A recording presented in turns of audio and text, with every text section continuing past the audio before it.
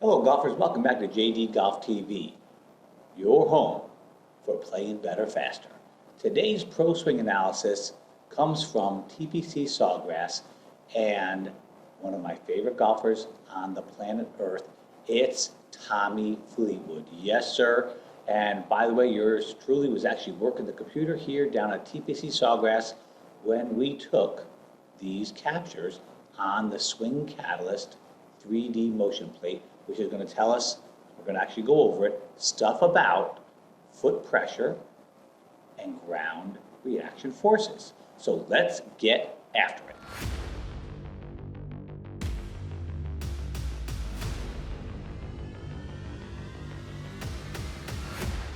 You may or may not know, but Tommy Fleetwood is pretty much a drawing machine. Let's just have a little peek at his golf swing. I'll take a look at his down the line view. Now, mind you, we're going to dissect it as well. And here, another down the line view, folks, maybe. I'll slow it down a little bit for you more. I'll slow it down a little bit more for you. And this man is just built to draw the golf ball. And let's look at the face-on view.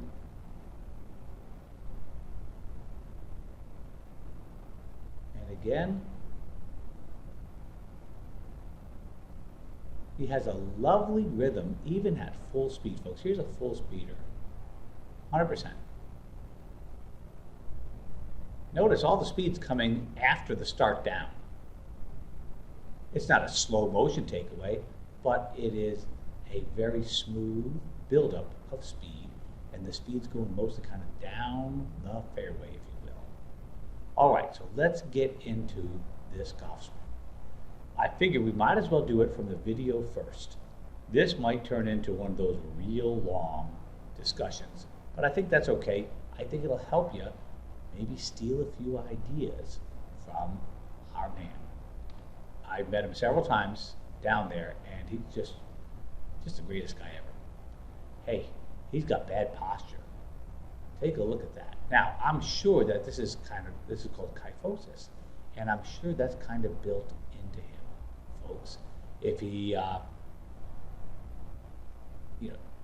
it's very possible that a person is simply built this way or has evolved this way just from, everyday wear and tear on the body, sitting down. It could be anything. You could just be born that way. If I had my way, his upper back would be a little bit straighter, but guess what? It doesn't really matter. If you're born this way and you can still make a big turn, yay, good. And he makes a very big turn. Okay, let's look at his golf swing. Might as well start with the good stuff. His setup. When he sets up, you can see 1, 2, even a third knuckle. His left hand V is going to his right shoulder. His right hand V is going to his right ear. He's got a slightly neutral right hand and a strong left hand, and I totally, absolutely approve. I think it's a great way to hold a golf club. Just so you see, at address, he's actually 52% on his lead foot. That's coming from the pressure analysis over here, which is very, very normal. Okay, now, don't worry about the forces yet. Let's just watch the golf swing. He swings backward. By the way, I love the way he rides the horse. See the separation in the knees? I love that. Notice the foot flares. That allows him to turn in both directions, no better. The riding the horse sort of gives him a real stable platform to start pushing off the ground with. His spine is super neutral. I think right here, and if we're going to take in a totally vertical line right from his sternoclavicular notch, he's very close to neutral with the spine, isn't he? Which I always like, especially with an iron, particularly with anything on the ground, because as we know from the law of the circle wants to follow those shirt buttons around. So if we can get the bottom of the circle out in front, it's a beautiful thing. All right, on the way back, stock one-piece takeaway. You will notice very little lower body motion, knees hardly moving yet. A lot of arms, not much wrist. We call this the traditional one-piece takeaway. It's great. Is it mandatory? No. Now, right about here, this is first parallel, he starts setting a little bit of wrist angle, and by about lead arm parallel, he starts to really set it, and I think he's about done by, well, if we call this 9 o'clock with the lead arm, we might call that 10 o'clock. And that's pretty much his full wrist set. And it's not a ton of wrist set. He's not overcooking the wrist set. Okay? Not at all. His left arm is very, very straight. You don't need to copy that. Okay? His wrists are in good shape. His club face is beautiful, looking somewhat toward the sky from this view. Now you'll see how late in the swing, parallel to the ground with the club, first parallel. Now his left knee starts to move a bit. Now folks, some of us are going to have a lot more belt buckle turned back away from the target, and a lot more, like Bubba Watson, Jack Nicklaus, to name a couple, a lot more letting the left knee travel in toward the trail knee. That's to enable a big turn, but he's making, with this limited sort of lower body turn, he's making a beautiful, huge turn. So despite that rounding in his back, he's got a gorgeous turn without, boy, I tell you what, you don't see much movement off the golf ball there, do you, in the upper body? Look at that pretty little head. Love the hair. I just don't look good with hair. Okay. Now, wait a minute. Something's going on here. This is interesting. I call this stepping into the downswing. So at the top of the backswing, he's got about 77% on the way up, pressure into his trail foot. At the top, as he nears the top, he starts to lean into his golf shot. Okay? I'm going to just bring a line right down here. Okay? Watch this. He starts to lean in before he gets to the top. So this lean toward the target, we can call it a shift if you want, but he's not just shifting his little hiney out there. He's actually leaning toward the target. I call this the Ben Hogan lean. He invented it. By the way, notice his hat. And watch how he lets it turn in the backswing. That's a really good thing to have this hat turned that way. In the backswing, because it lets you turn more. If your hat's turned the other way, you're killing your turn. Okay, anyway, lean in. Now watch, he's kind of stepping onto his front shoe. I think this is really cool. There it is. He steps right into it. He leans, his lead knee goes toward the target. It's like he's going to step in. Let's forget about body parts for a second. He's going to step in and throw this club through the ball down the fairway. Very cool. And the step in is what causes the transition. There it is. Copy that one. Because that's a huge, critical move in the golf swing. That before that club comes down, and really, before the club finishes going back, there goes the lean. You're going to see that over and over and over and over again on tour. It's one of those critical moves. Love it. Even Matsuyama, who stops dead at the top, still leans in to start the downswing. It's a fundamental move. All right, here we go. He's coming down. Now you can see he really doesn't have a ton of arm swing. If you look at his left arm away from his shoulder line, he's not yet swinging his arms yet. He's just stepping into it. And now he's going to start swinging his arms. Watch his left arm swing down his chest. That's another thing you could definitely copy. So he went from this shoulder angle, which this is going to be offensively poorly done. Oh, that's not that good. Let's try it again. Here's his left arm. I'm going to say that here is his shoulder angle. See that angle? That's called AD adduction. And as he comes down, swinging that arm away from there is a really cool thing. And he doesn't start that till like down in here. Now, folks, come on. Dunigan, you gotta be kidding me. Without a 3D motion capture here, it's hard to see that. But you can see by how far the left arm is away from the trail shoulder now. And by impact, look at that. He's got this, there's his shoulder line, but there's his left arm. I'd love to see that. I love to see a left arm getting close to vertical at impact, unless you don't want to really compress the golf ball. This is the thing of beauty right there. This is the thing of beauty. At this point, he is on the toe of his shoe. He's 80% of all the pressure on the ground is on that front shoe. Okay? This is really cool. Copy this. This is beautiful. And boy, look at him throw that club down the fairway. Look at those arms. You copy that one too. That's not going to hurt my feelings one bit. Part of the thing here is he's throwing like heck, right? He's making these shirt buttons and the butt of a club. He's getting the the butt of the club as far from his shirt buttons as he can through there. You see that? Positively, it's called a widening the arc. We could see back here on the backswing side, it's a little wide. Okay? Grip the shirt buttons. And on the forward swing, it's super duper wide. That is something to copy for sure. And now he's letting the club recock, don't worry about that. And he is going to stop this follow through very short, which sort of, I think in his case, helps him not hook it too much. Now in this face-on view, you're not seeing too many things that say hook in the night until we get a little bit more in depth. I will say this, note the left knee leading toward the target. That move right there, that is the first thing that says, ooh, draw move, okay? He's got a lot of pressure on the ball of the left foot, a lot of it. In fact, over here on the right-hand side, you see there is no left heel. That's a draw-producing movement right there, folks. He still doesn't have any left heel. And that helps orient the whole body for an inside-out club delivery. Okay? If this is a straight line to the target, it's coming from the inside slightly. Okay, we're cool with the down the line view. Again, this is going to be a little bit longer, but I think hopefully you'll see a lot of good stuff. Okay, here, oh, isn't that beautiful? By the way, here is his inside out delivery. Club's inside the ball the whole way, still inside it, doink, there you have it. And then interestingly, it comes right back around, doesn't it? It doesn't go inside to outside very long, does it?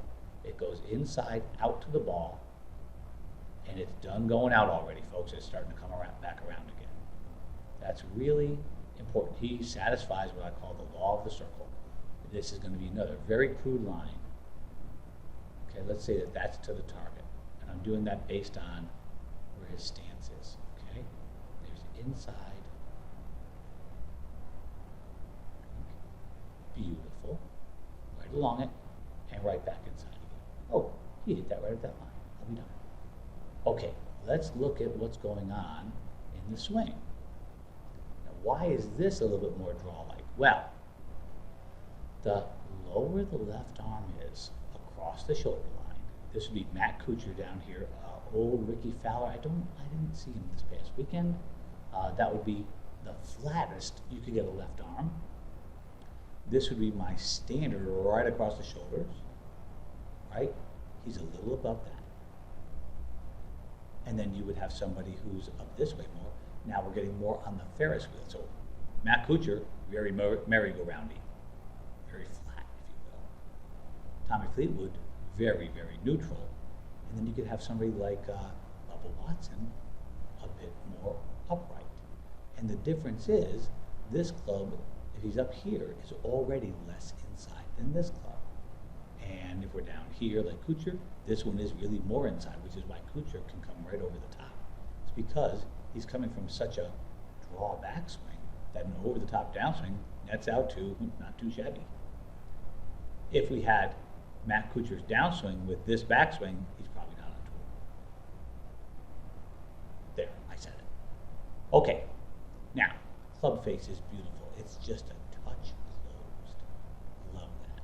Love that. Left wrist. Oh, wait a minute. This doesn't look like all the rage on Instagram and all that good stuff with a lead wrist totally flexed, or you might call it bowed, where it's rounded like this.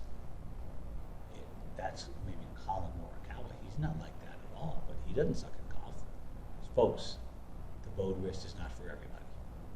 Anyway, there he is.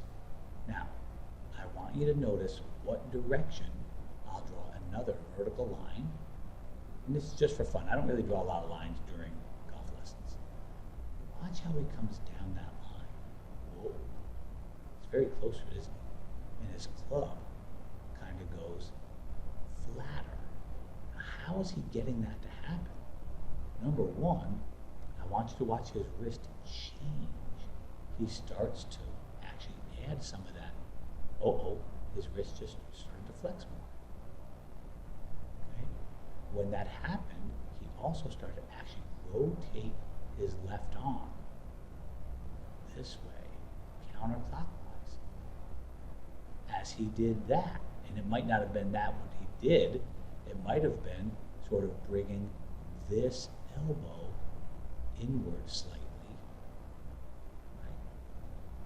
And that's these things, these items. It could be this one, take care of business. It could be this one, giving, revving the club face a little bit more square. Notice that club face right there. That's a thing of beauty. Most normal golfers have the club face on the wrong side of that shaft, which is, well, if you like slicing, that's a great way to slice. Right. That said, he's squaring the club face early. As he does that, this revving the motorcycle, it's reverse rev, right?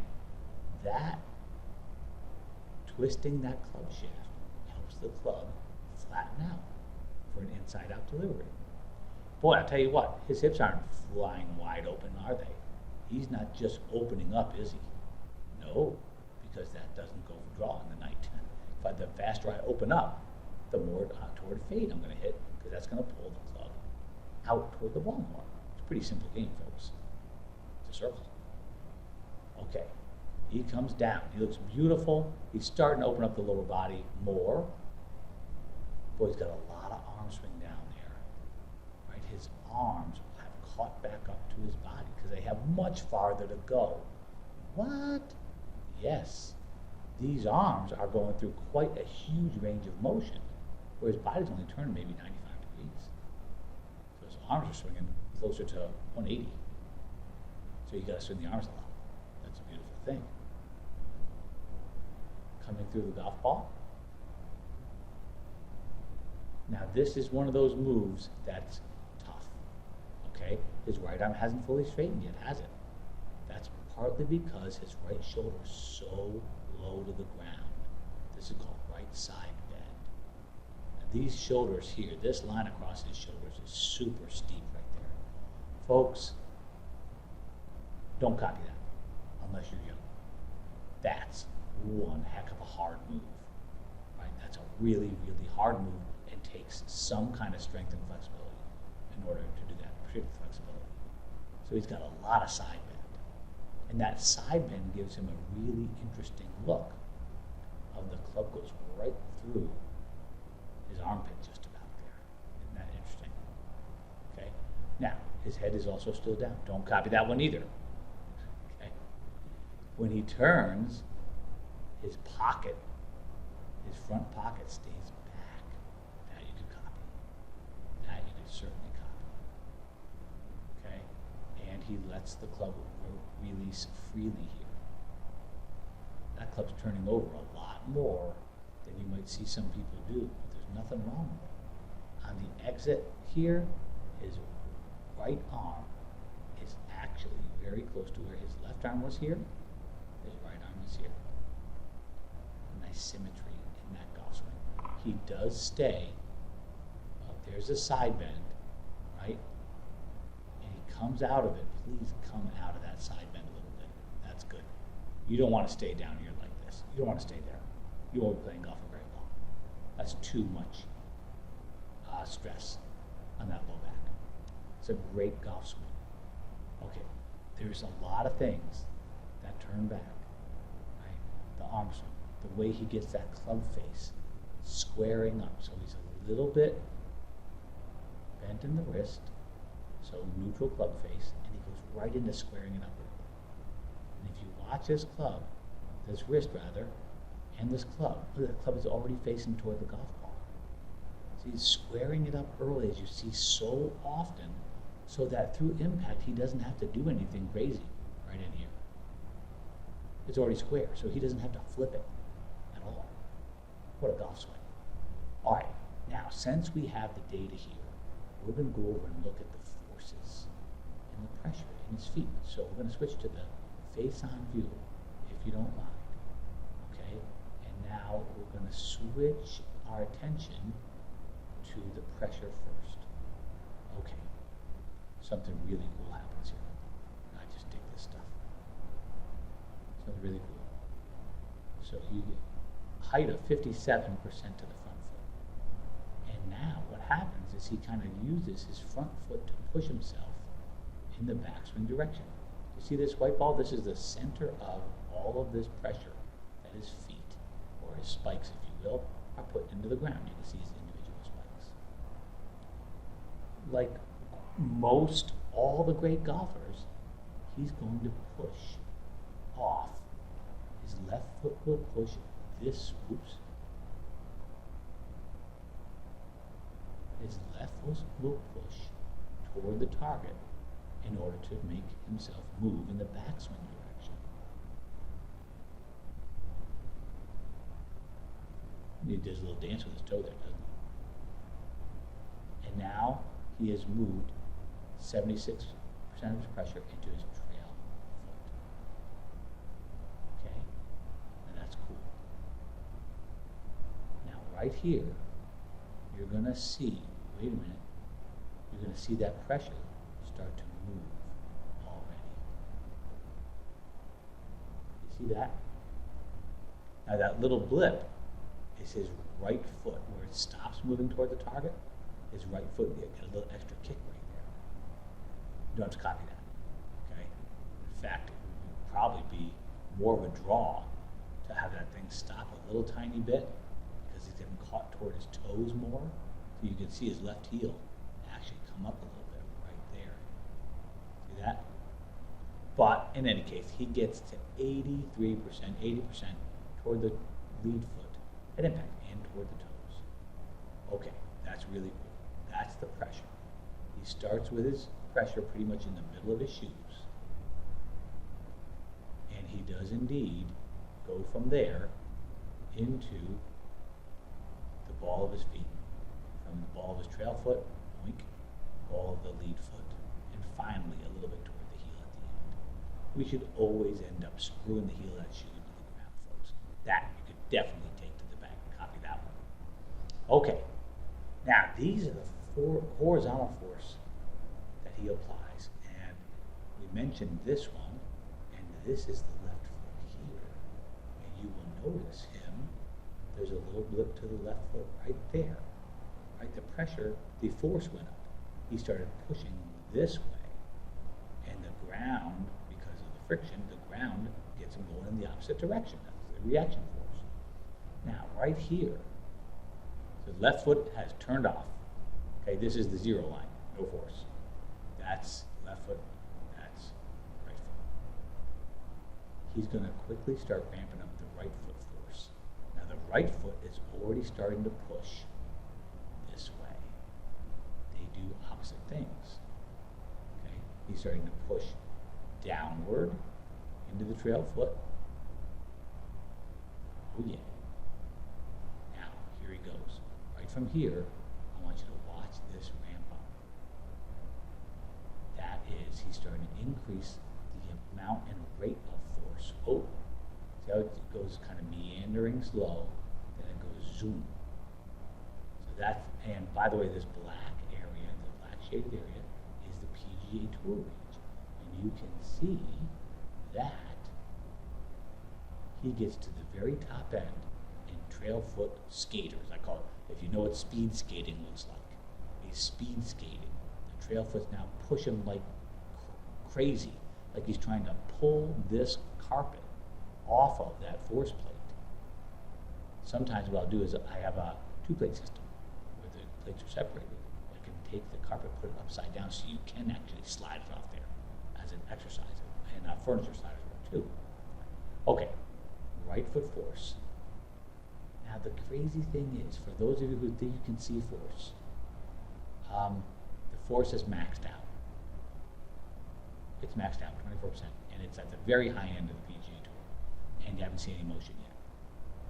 Force is going down already by the time you see motion. force precedes the motion. Those are the rules. Okay, now coming down, we're going to see something really interesting. His left foot force actually does not peak until slightly after impact. And his right foot skates 24% of his body weight, left foot only 19, and that is also suggestive of a draw motion. Right? He's not pushing as hard backwards, which helps him rotate. This left foot at this point should push again this way, which would help turn him into the other direction, rotation. Isn't that cool? All right, so those are the skater forces. Okay, does that make sense? Now, hopefully I'm not going to make this look too bad. I'll switch colors, and we'll use green. The second graph is torque. Torque is simply rotation. So if you look at this plate, he's going to try to get the plate rotating. Right? He's going to try to, here it is, he's starting to rotate it. Wait a minute. He's rotating it in the wrong direction. Wait a minute. Oh my goodness. Right here, he's actually rotating the plate in one direction. And right here, it starts to rotate in the other direction. And here it rotates super fast in the crazy direction of right here. What's happening? His right foot, and you know you've done this, his right foot is pulling the carpet back toward this wall. His left foot is pulling the carpet that way. Whoa, that's crazy talk, isn't it? But you've seen people's trail foot slide backwards. Now the reason it actually slides on the ground is because there's not enough friction there.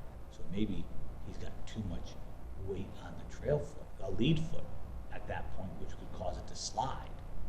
So if you're on that foot, it's real hard to get it to slide. But if you're not on it and your foot does the thing, by pulling this way and pulling this way, the ground reacts and rotates him in the forward swing direction. Just like right here, he's doing the exact opposite to rotate in the backswing direction. As you can see, in the backswing, we're not really rotating that hard. But in the downswing, look at the amount of force. And once again, he's in the PGA Tour range of torque. Not way up, but this is an iron. And by the way, he's got all three forces in the PGA Tour range. Two of them at the high end of the PGA Tour range. And he's not a very tall guy.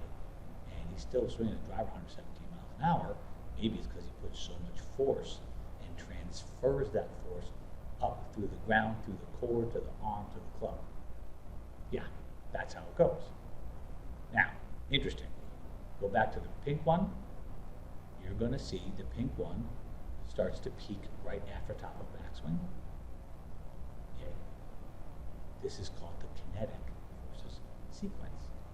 Then you're going to see that the yellow one, the torque, so it's shift, turn, and now you're going to see the bottom one, which is jump, lift. The lift force peaks third. That's the sequence. And I've been looking for the holy grail of golf, and what absolutely has to happen. And through all of my study with some of the smartest people in this game of golf, this may be the only, other than ball impact, truth in a golf swing. Shift, turn, lift. If you're going to hit it hard. Matt Kuchar doesn't do this. He does not. He's all turn, very little shift, no vertical force. He's a huge guy with no club speed, just so you know. Okay. Vertical force is how hard he's pushing straight down into the plate. Now, interestingly, when he pushes down, I want you to watch this. This underneath the zero line, that center line is 0, and it's at this point, it's 100% of his weight. Okay? 100% of his weight. Now he comes down. His weight is dropping. What the heck? Actually, as he starts to lower his body, take a look at this belt buckle right there. Oops, let's try that again first. Sorry about that. Let's take a look at that belt buckle. Oh goodness, I'm trying, folks. He's going to lower his belt buckle down as he steps in. See that? And during that time, what's happening is he's unweighting. If you're a good skier, you know about getting the weight off the ski. He's unweighting. This is not the jump part. This is not the force part. The force went down. Now he's going to start pushing hard into the ground. And at this point, he's going to get to doubling his body weight, max weight, 200% of his weight, right there. Now, wait a second. Remember what I said about the can't see the forces? He's at maximum force, and he's still down low, but he's pushing like heck. And by the time he comes up, the force is already gone. Isn't that something? This stuff is real. If you're a golf geek like me, this is really, really cool. So that step in is a little lean down toward the target. Push up. That's a thing of beauty. Okay. So much good stuff in this golf swing. So much. Now, if you don't want to hit a draw, like we said earlier, you're probably going to want to get into that left heel sooner and get this left knee straight and coming around behind you earlier. But if you want to hit a draw, this is a textbook How to Hit a Draw by Tommy Fleetwood. I hope that helps you very much, and take a look at them. I know this is a long one, but there's a lot of great stuff in here. All right, folks, think about it. Get after it.